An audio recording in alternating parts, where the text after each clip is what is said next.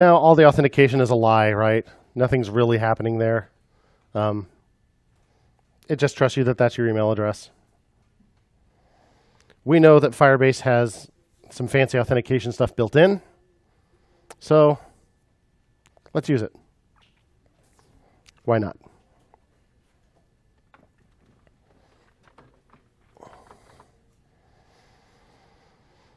Flip over to our Firebase console.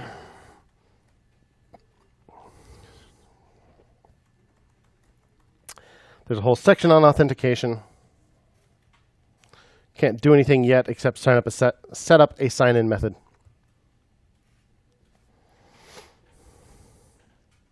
I said Google was the easiest.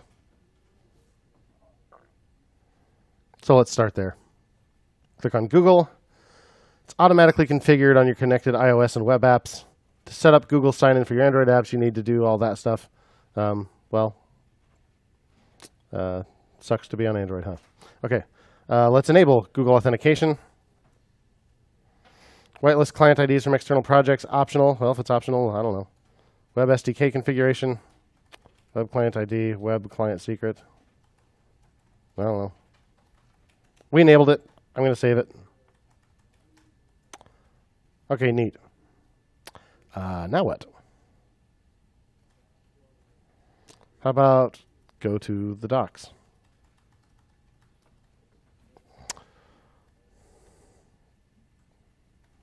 Okay, we're on the web. Let's see. Guides, maybe. Authentication, here we go. Web. Google sign-in, here we go. Authenticate using Google sign-in with JavaScript. We added Firebase to our JavaScript project already. We already enabled it and hit save. So handle the flow with Firebase SDK.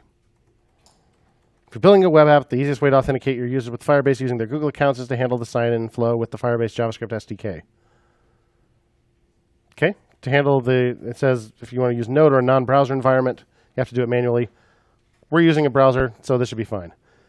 So we need to create an instance of the Google provider object. So provider equals new firebase.auth.googleAuth provider.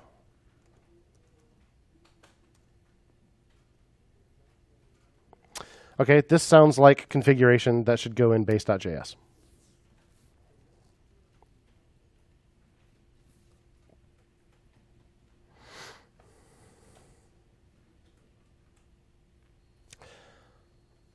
Spoiler alert, we're going to have to import Firebase/auth now. If I had just said import Firebase from Firebase up here, we wouldn't need to import database and Firebase and auth separately.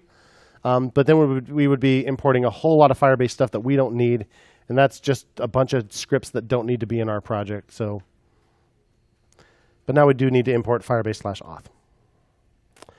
So it says create a provider object with new Firebase auth Google auth provider. Okay, fine. I'll do that after we initialize our Firebase app here.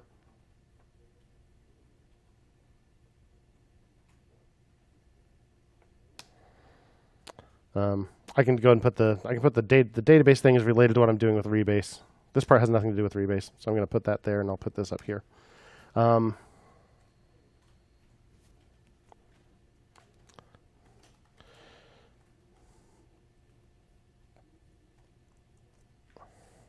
We don't use var. We use const. Provider equals new firebase.auth.googleauth provider. Open close parens. Fine.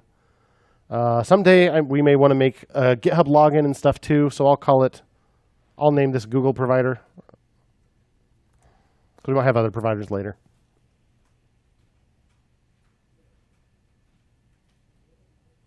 Okay, cool. Optional, Optional, Optional, Authenticate with Firebase using the Google provider object. You can prompt your users to sign in with their Google accounts either by opening a pop-up window or by redirecting to the sign-in page. The redirect method is preferred on mobile devices. We'll use sign-in for now, or pop-up for now, because it is a little easier for us to deal with in the browser. So we'll start there. To sign in with a pop-up window, call sign in with pop-up. So it is firebase.auth, open close parens, dot sign in with pop-up provider. So firebase.auth is going to return something. And that's what we call sign in with pop-up on. I'm going to go ahead and say const auth equals firebase.auth, open close parens, to get that thing. And that's what we're going to call sign in with pop-up on. But sign in with pop-up sounds like what we should probably call like when we click a button. So we don't want to call that in our configuration file.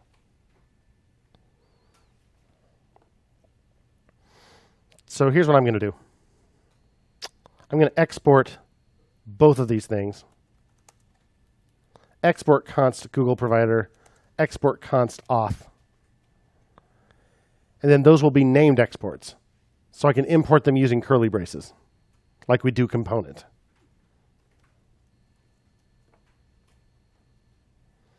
Like from the sign-in page or wherever. Maybe not from sign-in. Yeah, probably from sign-in. Okay, so now I'm exporting Google provider and auth from base.js. Now, you may remember this file isn't actually committed. So that we actually have something that tells us what to do inside our actual repository, I'm going to open up base.example.js and update it to match.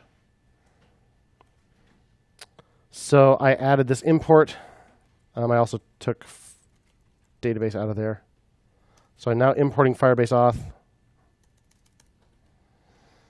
And I added these two lines in between here. Okay. Otherwise, if you go back and look at your repo later, if you've deleted this project from your laptop, that stuff won't be there. So this is here, so we know how it actually works. All right. So we've exported those now. So in our sign-in component, let's see what we can do. So in sign-in, I'm going to import auth and Google provider inside curly braces from base. And I'm not quite sure what I'm going to do with them yet, except I know that I'm going to call auth.signin with pop-up and pass that provider object in there.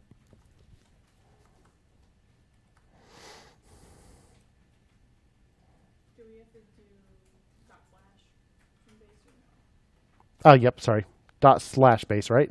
Otherwise, it would look for an npm package, a node module named base, and there isn't one. So yes. Let me go ahead and get logged out so we're on this page.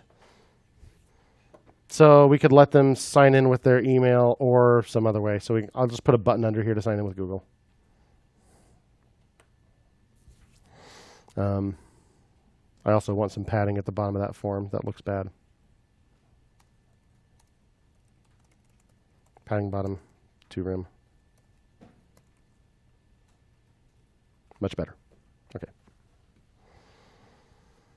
So here's our sign in button. Let's put another button. Sign in with Google. It's looking font awesome. I bet there's a Google thing. They have brands in here. Google. Yeah, there we go.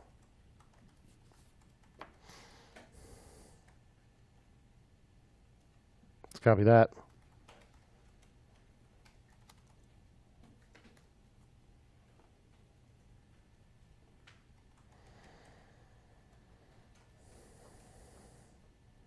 I'll just use the same style for the moment, but I bet I'm not going to like it.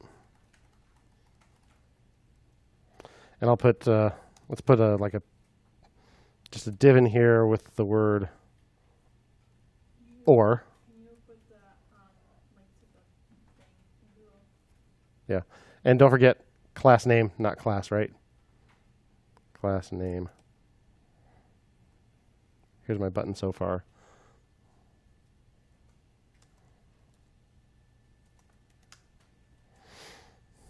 See how this looks? Yeah, this thing isn't tall enough now. Why did I even set an explicit height on that? Is that on the form? Yeah. What if I just don't have an explicit height? Yeah, that's... Why did I set a height? That was dumb.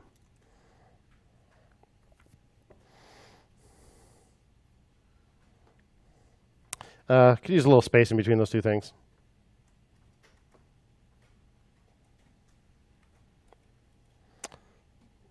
So how about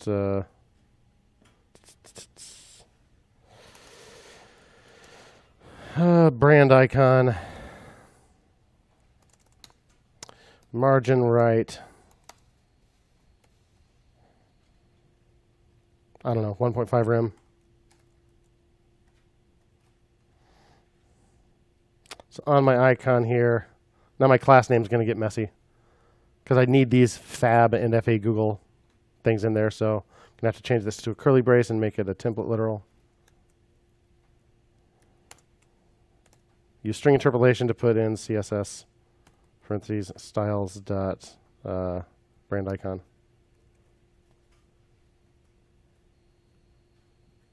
Okay, 1.5 is a little much.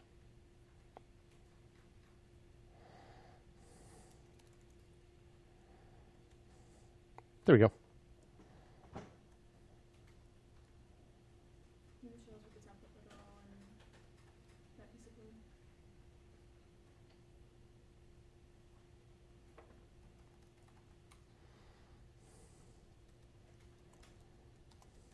Okay, that's pasted.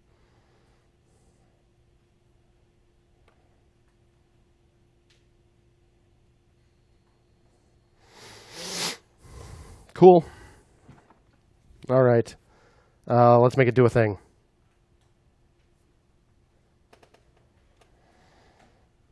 I'll say on this button, on click equals, is this a class? This is a class. So this dot authenticate, which isn't a thing yet. We'll make it a thing. Ever here, dress for the job you want, not the job you have. Write for the function you want, not the function you have. This dot authenticate. All right, let's make it. Authenticate. Oh, by the way, button, just to be sure, button type equals button. We don't want it to be a submit button, right? Okay, how's it say we do this? Firebase.auth parentheses. So we exported that as just auth and imported it as auth. So that is auth dot sign in with pop-up, and you pass in the provider. Sign in with pop-up, and you pass in the provider. We imported that provider, right? So that was Google provider.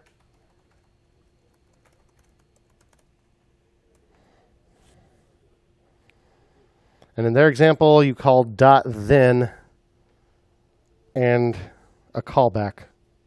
Anybody seen that dot then business before? Anybody know what that is? You're probably right if you're thinking something. What are you thinking, Aaron? I just read it in the docs. So the information you pull from Firebase might not return instantaneously, and there might be an error. So instead of just getting the data from the return value and immediately processing it, you send in a function that gets called if your data was returned successfully. Yeah. And then use that to process it. Yeah, that's right. So this happens asynchronously, in other words. And this is not the first thing we've done that happens asynchronously. It's just the first time that it's mattered to us. Set state actually works the same way. It doesn't happen instantaneously, and it runs in the background. So it doesn't wait to run the next line of code until after this has happened. So if our authentication is going to return something to us like a user object, we won't have it yet if we just try to use it on the next line. Instead, we wait for this thing to finish, and then we do whatever code we do. Anybody know what this kind of asynchronous programming is called? Anybody know what that thing returns that you call dot then on? Anybody happen to know that piece of vocabulary? Yes, it's promise. So, sign in with pop-up returns something called a promise. We're not going to get deep into promises in this class. Suffice to say, for asynchronous programming, there are these objects that get returned that you can call a then function on and pass in your callbacks that should run when it finishes. So this is for stuff that runs in the background. If you need to do something with the result of that, you can't just get a return value and do it on the very next line of code, because it will run the next line of code before this has actually finished. So if you want to be guaranteed that this is finished, you need to call .then and throw a callback in there. So that's what we'll do. I'll call .then. Then we'll have some kind of callback. So how should that callback do? The callback's going to receive some sort of result. It looks like if there are errors, we can throw .catch at the end of this whole thing.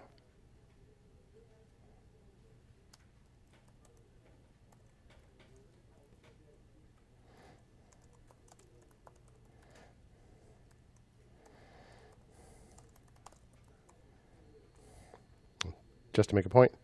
So some sort of result is going to get passed in here. Oh, it's going to be. So let's just have a look at it. So let's put an arrow function in here that receives that result and, I don't know, logs it. Why not? Console.log result. So we're calling auth.signin with popup. We're passing in the Google provider. We're getting the result and logging it because we want to see what that result is. So let's see if this much even works.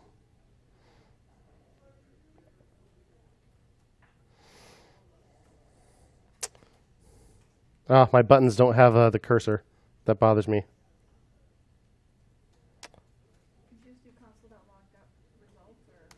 Yes. I'm getting Yeah, that's what I did. result is not defined. Okay, just a sec. Cursor, pointer. So I did inside then, where is it? Result is the argument being passed into that arrow function. So this is an arrow function here. Right, result is whatever it passes in as the argument. Because I see in the documentation that it's going to pass in some sort of result. They're doing like result.credential.access token, I don't know. Ooh, look, the signed in user info, result.user. That could be good. Let's see what we got. Sign in with Google. Opens up a pop-up. Hot dog. Choose an account. Who am I logging into this as? I'll log in as Dave at getfretless.com. All right. And it console logged this object, which has keys, additional user info, credential, and user. User has kind of a lot. It has a display name. It has an email. Has whether my email is verified. Has a UID. So it has a UID, an email, and a name. Cool. Cool. I like it.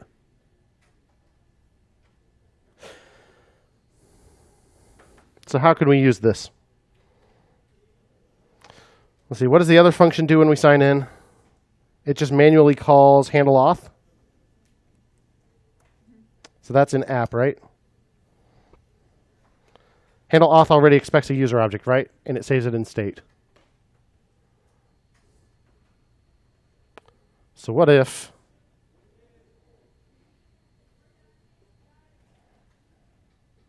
we put, it's this.props.handle auth, right? This.props.handle auth and pass in result.user? Now it has display name, not username. There is no username field.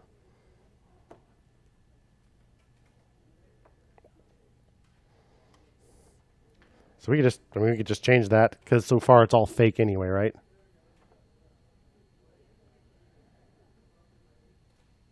So where are we actually using display name? In the sidebar and in the chat window? All right, let's see what happens here. Let's sign in with Google. Choose my account. And here I am. And I have no name showing up here. And if I type a message,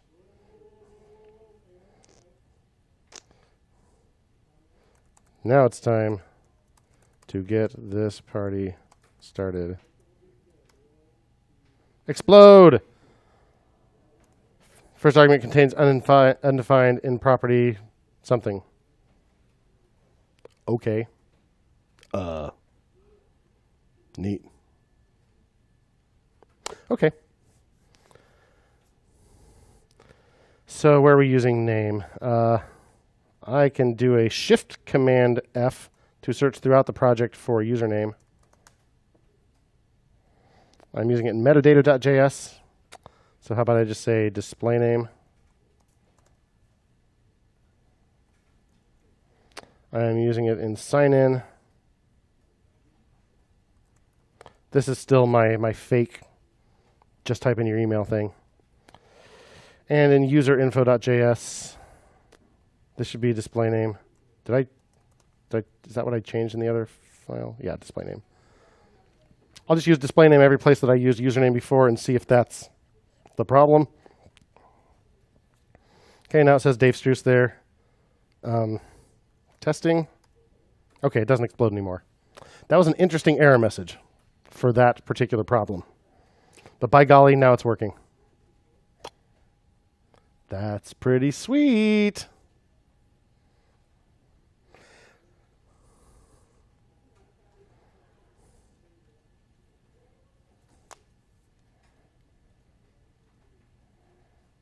Refresh. Still signed in because I loaded it up from local storage. Now, I don't know if is that really good enough? I don't know. If we clear out local storage, I never actually signed out for real from Google.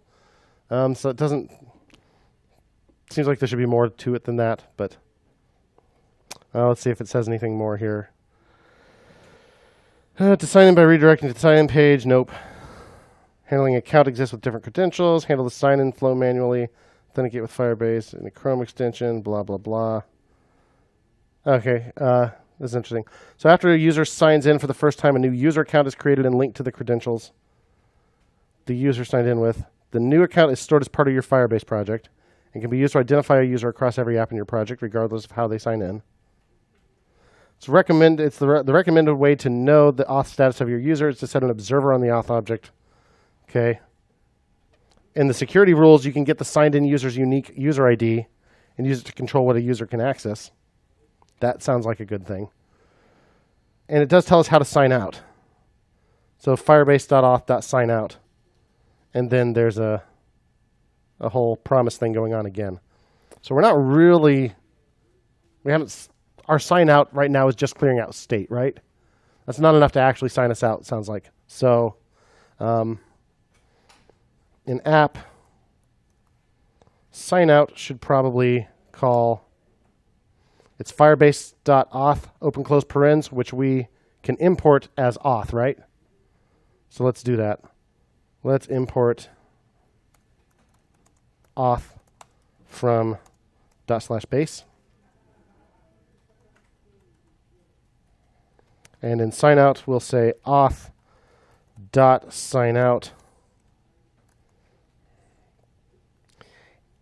And it looks like that happens in the background. So if we want to make sure that I'm actually signed out by the time I do the rest of that stuff, then I need to use then. So let's do that. Auth.signout. Then I can clear out state and local storage.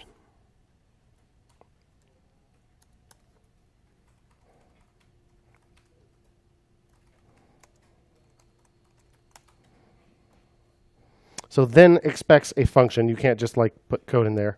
I need to put a little arrow function in there. So I won't set state in this until I've actually signed out of Firebase.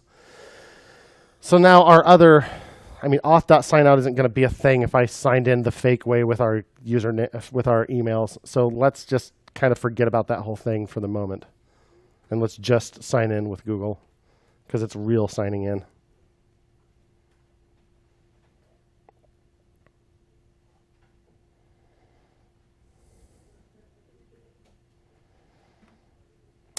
So sign out.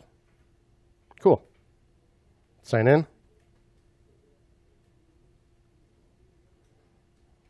I'm signed in. Okay, we have an authentication thing happening. Use Google Authentication. We may not be done here, but that's pretty good. This feels like serious progress.